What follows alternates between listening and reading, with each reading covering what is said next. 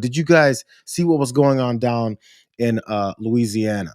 If you saw this scene in any other moment, in any other door cam, you'd go, somebody's got to go find those criminals that were chasing this young woman. Leave me alone! Video obtained by CNN shows federal agents wearing ice vests chasing a woman back to her home in Monroe, Louisiana, a suburb of New Orleans. Jacelyn, 22-year-old mother, says she's a U.S. citizen who was born and raised in Louisiana. She asked that her last name not be used to protect her privacy. She says she was walking home from the grocery store when the masked agents attempted to approach her a few feet from her house. Jacelyn can be heard yelling at the men as she runs towards her home. Leave me alone! Moments later, a man identified as Jacelyn's stepfather is heard yelling at the agents before they are seen heading back to a vehicle. Paul, you forget me? No, you're the one making the statue. We weren't even looking for you. So get out of here. Why? So what are you looking for? This is a public area. Okay, but so what? I don't want to speak to you. Well, I don't want to talk to you either. You're the one talking to me. Hispanic people against Hispanic, bro. So that young woman runs into the house. Her stepfather has to come out and scream and yell at these guys who cowardly jump back in their car and take off, when really they should be arrested. So if they would have gotten what they wanted, what would they have done with that woman? We've heard other accounts of what they've done with women and children and men that they've arrested, kidnapped, and tortured. Some of those folks are still missing. It's weird how, a criminal in the White House can start this whole process for claiming he's taken the worst of the worst off the streets, when instead he's chasing young women down the street and before they're confronted by someone who tells them to get the hell out of here. So Greg Bovino is, of course, leading these operations. He's down in this particular video in Kenner, Louisiana. Of course, again, near New Orleans. And the folks came out to make sure that he didn't get done what he wanted to get done. They cannot come in if you do not give that verbal, allowed permission. Do not open your door. They need permission to enter your house unless they have a paper. They don't got papers. U.S. Border Patrol. By law, they cannot enter unless you open your door and give them permission.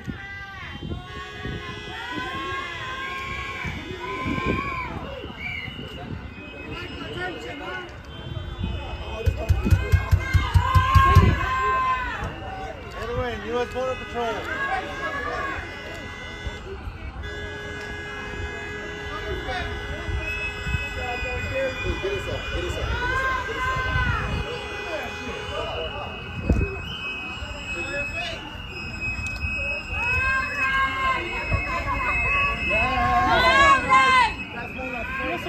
I wonder if there's a bit more of a cautious approach that these guys are having. Those first folks ran away when the guy stepped out.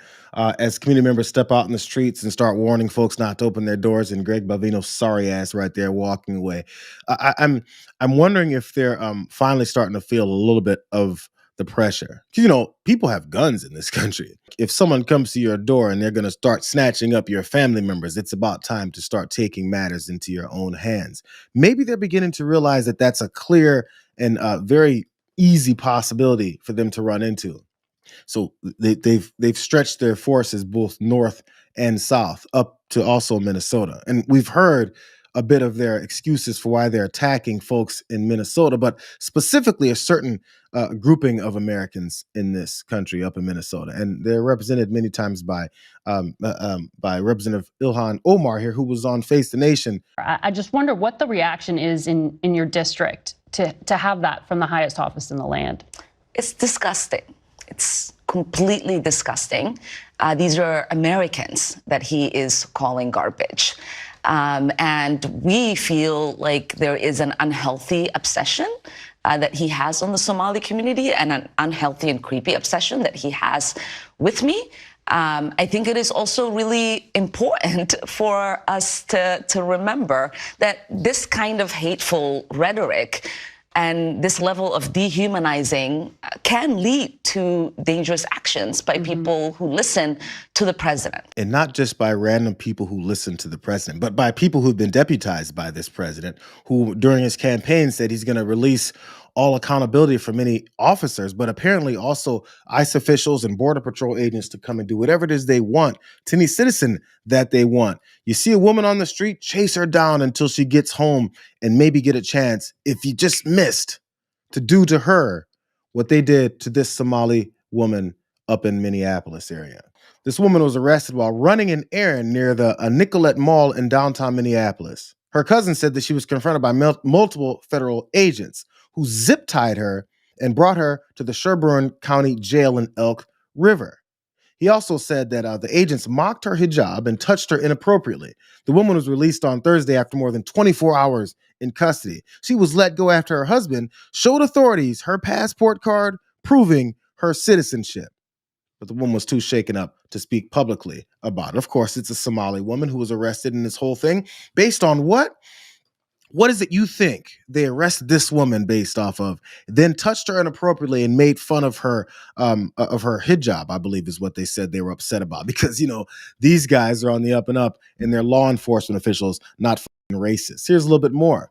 What could you be hiding under your hijab and stuff like that was what they said. And they even made a joke saying this would be the wrong attire to try and run away from us in. That's what one of the cousin's interaction with federal authorities, his quote about what he saw them say. He says, I feel upset. Obviously, it brings me a lot of anxiety and stress because this is my family and I call Minnesota home.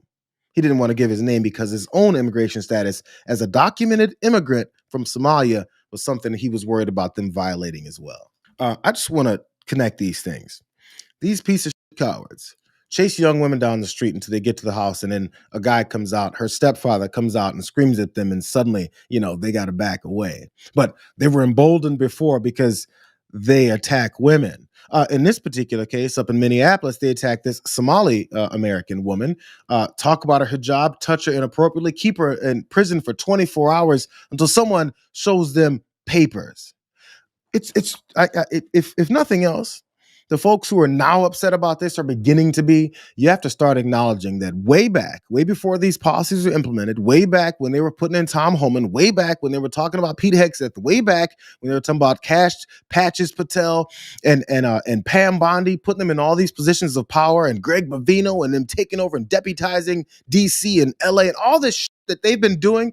As we've seen it go down, it's about time to start recognizing when folks were saying the Gestapo is here and they're going to be attacking people and assaulting them and checking for papers wrongfully and unconstitutionally, that we should have stopped them then. Now you were just a part of making sure that we got here. It's about time to acknowledge a little bit of that. And speaking of Tom Homan. Mr. Homan, the president said very clearly this week that he doesn't want Somali immigrants in America. He called them garbage. Is that the real reason this operation is happening in the Somali community? No, I think President Trump's referring to public safety threats as national security threats from Somalia and every other country. Well, he didn't say that. He said he's been clear from day one. He talked about the whole community. Well, look, I'm not aware what the President Trump was thinking when he said that, but I agree with President Trump. From day one, he has said, we are concentrating on public safety threats and national security threats. He was put in the Oval Office to run the biggest deportation operation this country's ever seen. That's exactly what we're doing. That's what American people voted for.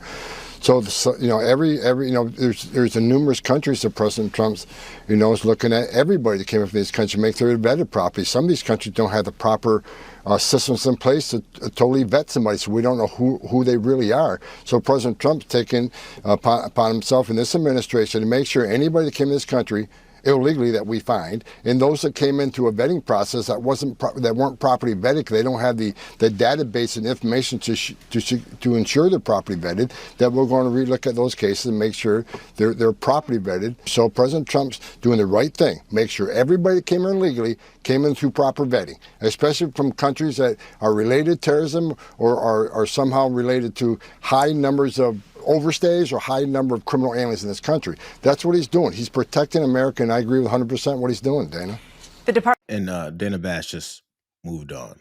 even though he didn't answer the question, when the question was, do you support this rabid racist rhetoric from your president, who now, after that rabid racist rhetoric, is sending you guys up into Minneapolis to attack American citizens? And then after attacking those American citizens, you just act like nothing ever happened. Instead, he goes on that long BS diatribe about how they're coming after the worst of the worst. It's like the same recited speech over and over again when we actually see what it is that they're doing. So, maybe again, rather than invite him on to say all that and not get him to answer the question, how about you kick his ass off? Be like, well, Mr. Holman, you didn't answer the question, and it's apparent that you do agree with the rabid racism, which is why you guys are attacking certain communities up in Minneapolis. Get the fuck off the show. The mic operator will take it off for you. Get the fuck out of here. Every time you talk to Tom Holman, I just need a reporter to ask him, have you do you feel that you've completely skirted by your $50,000 bribe that we all know the Department of Justice has been hiding ever since, along with the Epstein files? Do you feel clear and comfortable again to come back on TV and expect no one to ask you about the bribes that you've been taking? He's a liar. He's a liar, and he's avoided this. I didn't talk to the president about that. So maybe you should, unless you're in agreement with that.